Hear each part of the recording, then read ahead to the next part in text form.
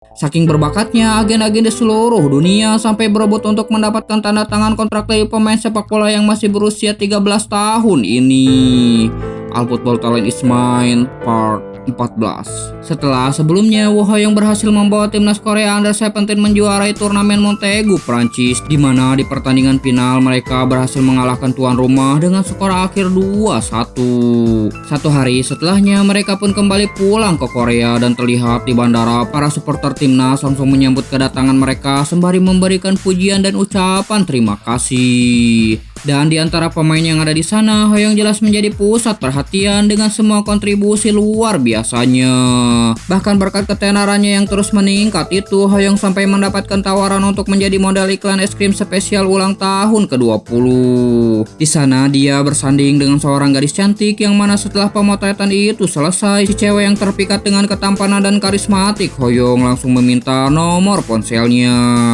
Namun untuk menolaknya, Ho-young berpura-pura tidak memiliki ponsel dan meskipun si cewek tetap kukuh memberikan nomornya, Ho-young hanya mengatakan kalau di kesempatan selanjutnya ketika mereka bertemu lagi, dia akan memberikannya. Itu dia lakukan karena di hatinya Ho-young sudah memiliki Neng Monica, si gadis rambut pirang. Di sesi yang lain, Ho-young yang sedang berlatih juga terus mendapatkan masukan dari pelatih Cha Bum-kun yang mana di sana legenda sepak bola Korea itu mempertanyakan karir masa depan Ho-young.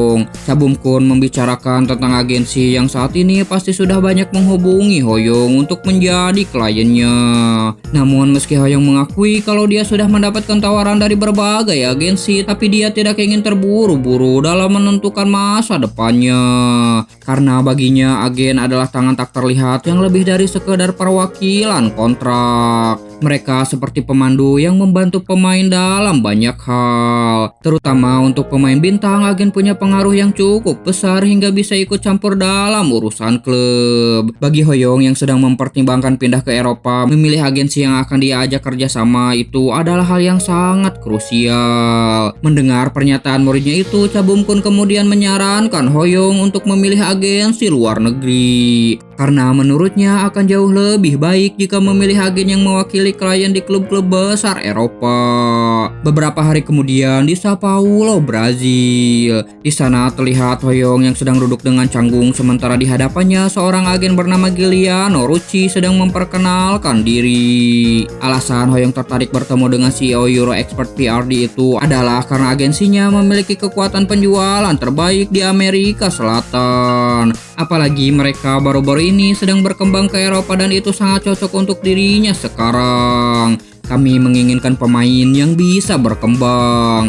Dan untuk mempercepat perkembangan itu, kami tidak akan ragu memberikan dukungan penuh. Dan saat si agen menanyakan klub mana yang ingin kliennya itu tuju, Ho-young dengan tegas mengatakan kalau yang saat ini ada dalam pikirannya adalah Real Madrid. Mendengarnya, Giuliano Rucci pun langsung memuji pilihan Ho-young karena dia menilai itu akan sangat cocok dengan pemain luar biasa sepertinya.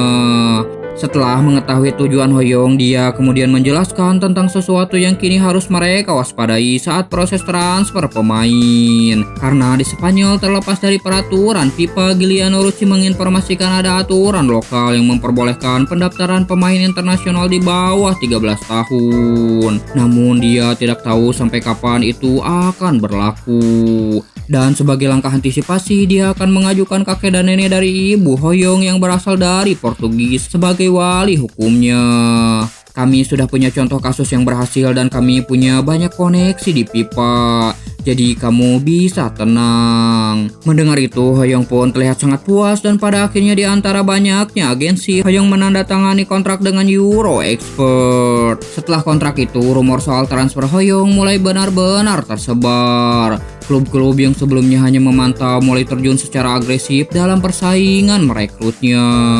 Dan di tengah latihannya itu, tiba-tiba Ho-young dikejutkan dengan kehadiran Giuliano Rucci yang beberapa minggu terakhir sibuk bergerak ke sana kemari dan di sana juga terlihat setumpuk dokumen tebal yang dia bawa-bawa. Singkatnya, di pertemuan keduanya itu dia pun mengatakan kalau total ada 9 klub yang tertarik untuk mengontrak Hoyong. Paling cepat transfer bisa dilakukan pada bulan Agustus atau kalau mau lebih aman pada bulan Desember.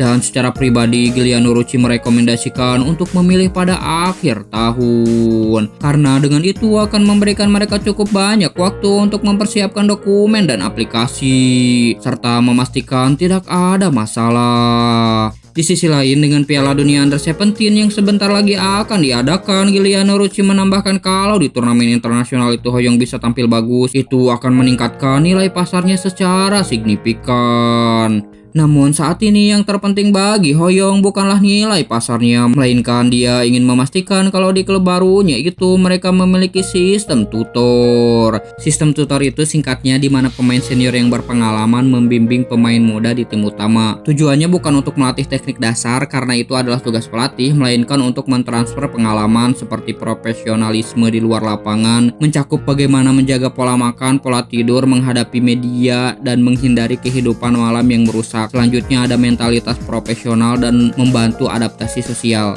Bahkan Hoyong sangat bersedia memotong pendapatannya untuk mendapatkan klausul yang menjamin tutor. Dan meski itu adalah permintaan yang cukup sulit, namun Giuliano Rossi berjanji akan berusaha sebaik mungkin untuk mewujudkan permintaan kliennya itu.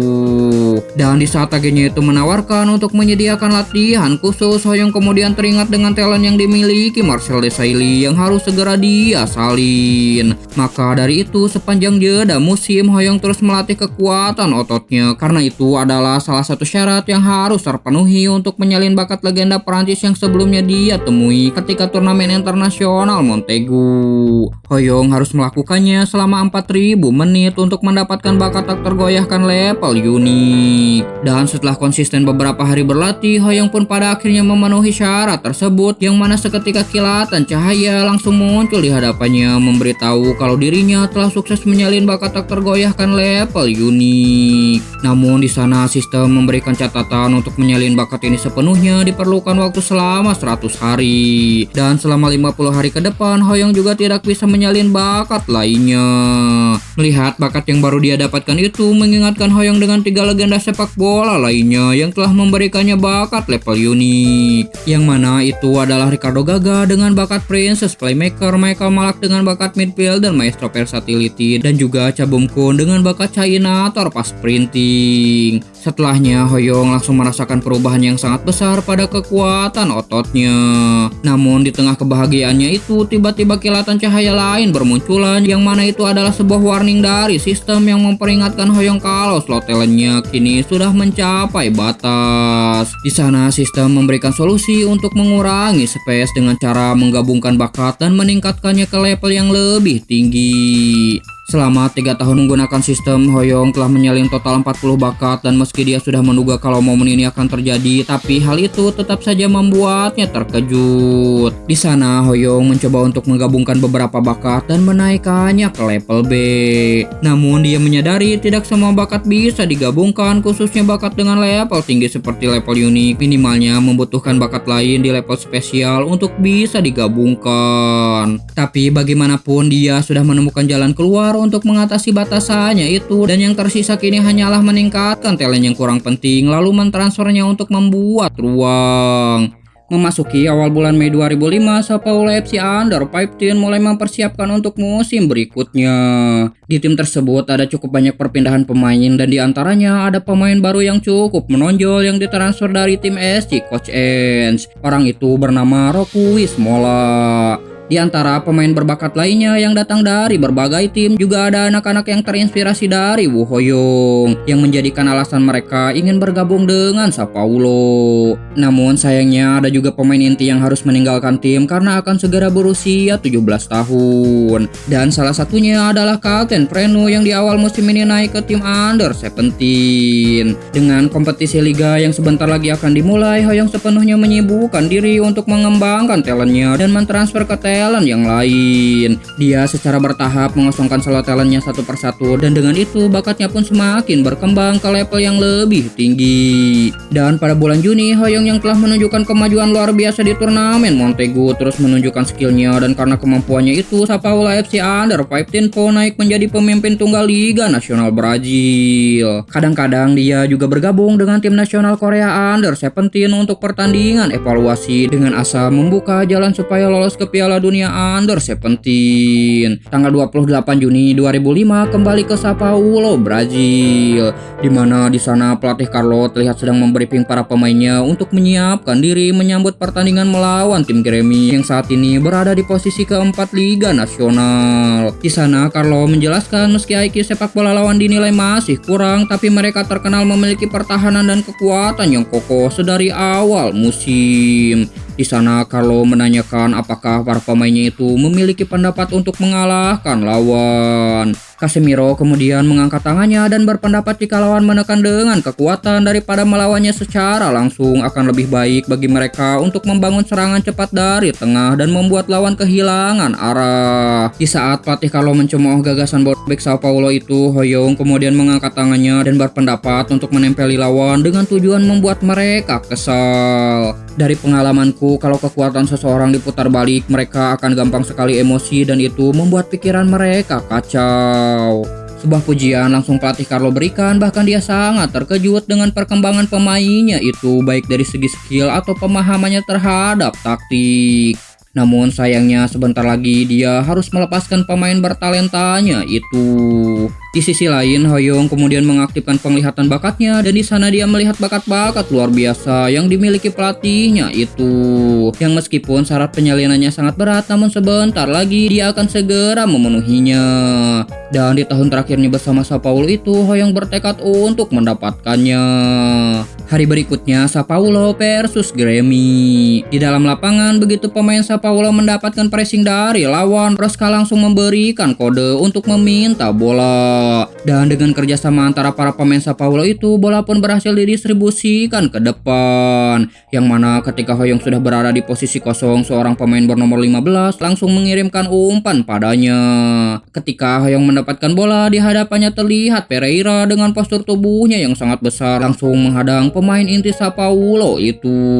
Menyadari pria di hadapannya itu adalah bek tipe petarung yang hebat dalam duel fisik, Hoyong masih tidak percaya dengan usianya yang masih 15 tahun, tapi pria di hadapannya itu sudah membentuk fisiknya dengan sangat kokoh. Dan tak lama duel fisik untuk memperebutkan bola pun akhirnya terjadi. Yang mana ketika bahu mereka berbenturan, Hoyong yang memiliki fisik jauh lebih kecil bukannya terpental, namun malah terus menerobos dan tak tergoyahkan sama sekali. Si Pereira yang menyaksikan itu pun seketika langsung dibuat terkejut, bahkan para supporter lawan pun dibuat tak percaya karena Hoyong sama sekali tidak terpengaruh dengan kekuatan fisik lawan. Dan alasan dibalik kekuatan fisiknya yang sangat luar biasa itu adalah karena bakat tak tergoyahkan seperti batu level unik yang sebelumnya Hoyong salin dari Marcel Desailly, kini sudah sepenuhnya tersalin di inventory bakatnya.